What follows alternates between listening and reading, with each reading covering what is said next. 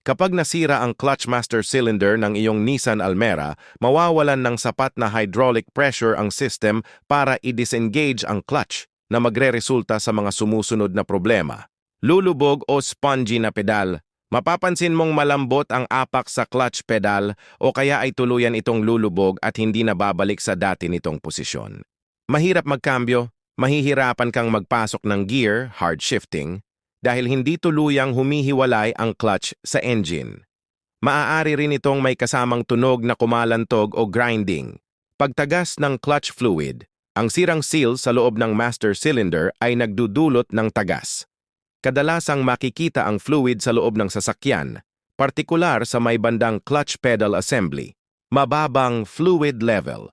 Madalas mababawasan ang laman ng reservoir ng clutch fluid na kadalasang shared sa brake fluid sa Almera na nagiging sanhi ng pagpasok ng hangin sa system. Engine stalling.